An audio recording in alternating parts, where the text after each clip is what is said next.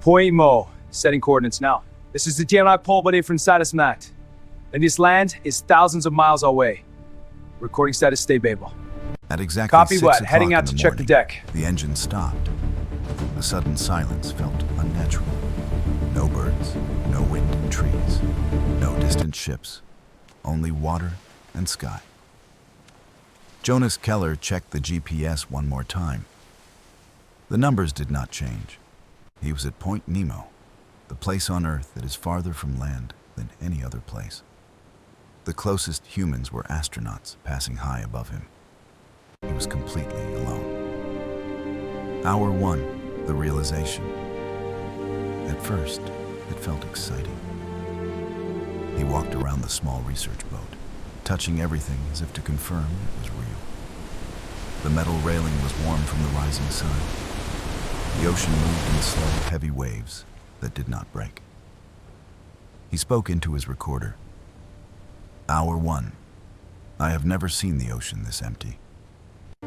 His voice sounded too loud, as if the world had become a room with no walls. Hour 3, nothing moves. By mid-morning, he noticed something strange. Nothing changed. On normal seas, there are always signs of life. Birds, floating plants, distant clouds, shifting colors. Here, the horizon was a perfect circle, the same in every direction.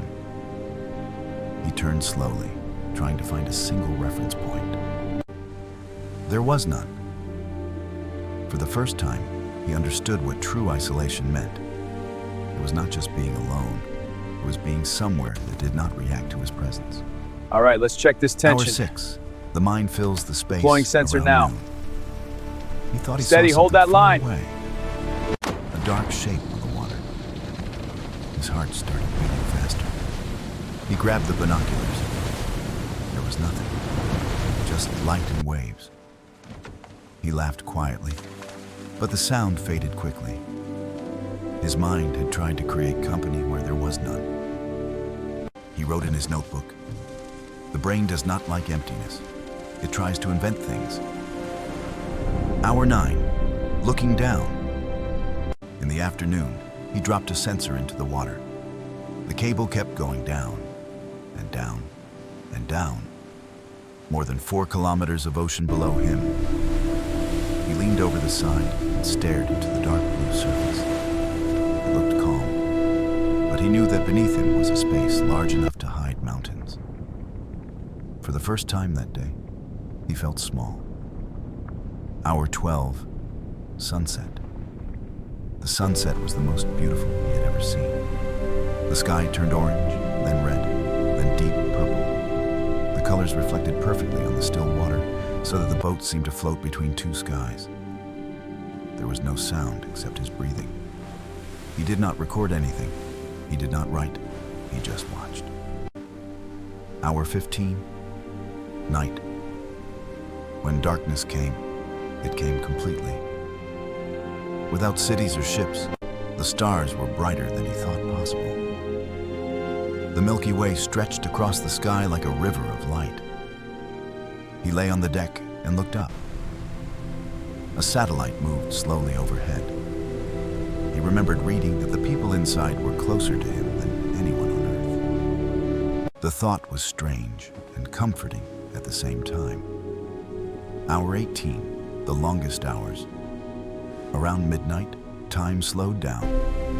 There was nothing to measure it with. No traffic, no changing sounds, no signals from the world. Only the movement of the stars. He began to understand why people need noise, conversation, and routine. Without them, the mind has nothing to hold on to. He made tea, even though he spoke to no one. He checked instruments that were already working. He created small tasks just to feel connected to reality. Hour 21, acceptance. In the early morning, before sunrise, something changed. The silence no longer felt heavy. The emptiness no longer felt hostile. He realized that the ocean was not ignoring him. It simply did not need him. For the first time, he stopped trying to fill the space with thoughts. He sat still and listened to the slow movement of water against the hull. Hour 24. Departure. At 6 o'clock the next morning, he started the engine. The sound was loud and rough after a full day of silence. It broke the stillness like a stone thrown into glass. He looked at the horizon one last time. It was still a perfect circle, unchanged by his presence. In his final log, he said, "Point Nemo is not empty. It is honest. It shows you how small you are, how loud your own mind can be. After 24 hours, I do not feel alone. I feel clear." The boat turned slowly and began the long journey back toward the world, toward land, voices, and movement. Behind him, Point Nemo returned to what it had always been: endless water, open sky, and silence without witness.